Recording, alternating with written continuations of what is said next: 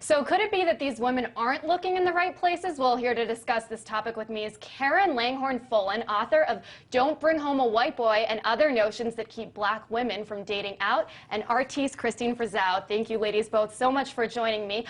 So Karen, I want to start with you. 42% of successful single black ladies, aren't obviously finding a partner, and I know that you are married to a white guy, and today is your anniversary. Congratulations. Thank you very much. And so you wrote this book saying that, maybe other women should follow your lead and consider dating outside the race. Explain that to me. Well, the statistics show that there are many more black men who are choosing to look at partners outside of the race than black women. The book that I wrote was sort of examining why there's that cultural resistance, why it is black women are much more hesitant to pursue interracial relationships. And I found that there were about 10 notions that black women hear or have taken in that keep them from pursuing partners outside the race. So I took those notions and I re-examined them and reframed them as a way of saying, hey, look, ladies, this is a viable option for us. This is something that we should think about.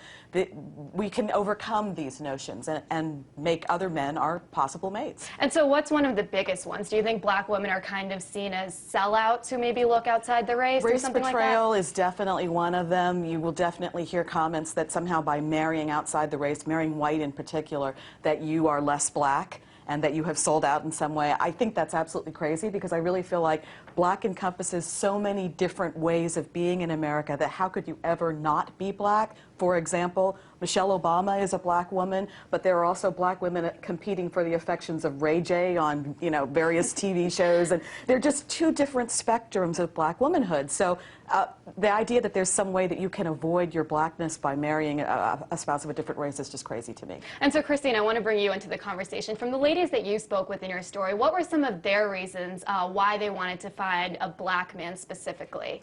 Well, Priya, in addition to the women in this story, I also spoke to various other women on the phone and did a lot of research on this. And including the women in the story, one in their 20s, one in their 30s, they say that they specifically are willing to give it a try, at least go on a date. I think both of them have gone on at least 1 or 2 dates with people of a different race.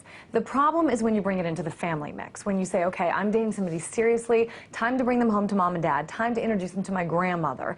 That's when you start getting into issues of, gosh, I know my family's going to freak out about this. And so one thing I want to ask both of you ladies about is it seems like the statistics show that interracial marriage is more common with a black man and a white woman. About 75% of interracial marriages happen that way.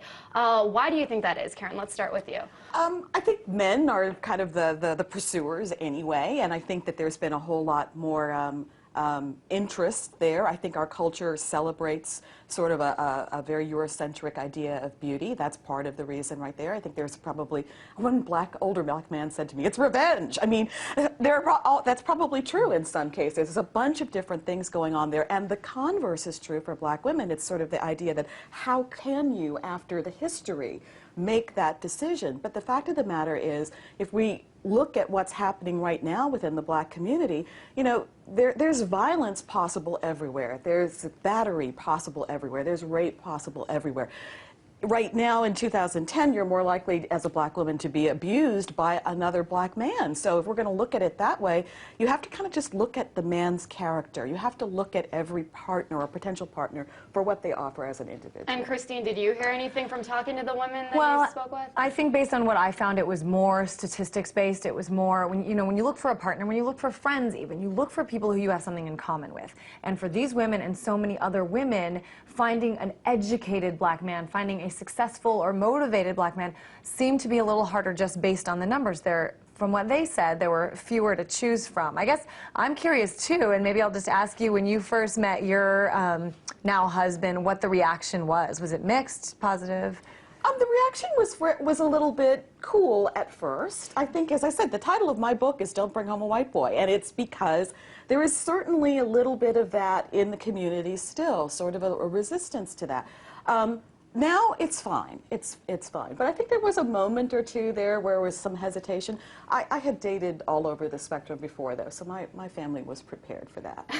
And Christine brought up a great point about the education levels, and we talked about the incarceration levels with black men, that black women are more likely to have a higher education than black men. Sorry. So what you're saying can be seen as controversial by many. It's Sure. in a way kind of saying, you know what, maybe you should just give up on black men, right? Or I don't know that that's what I'm saying. I'm saying, though, that maybe we need to examine common ground differently. I don't think that race necessarily makes for common ground. I think the high black divorce rate speaks to that. So I think maybe we have to look at common ground as education in part, as having common interests, as having common values, and work from there. And I actually think that's going to be better for our society, too, because right now we're still caught in our kind of black and white diatribe in this country, when, to be honest, there's a whole world out there that does not care about this, and we all need to be more a part of that. well, I want to thank you guys both for joining in our discussion. And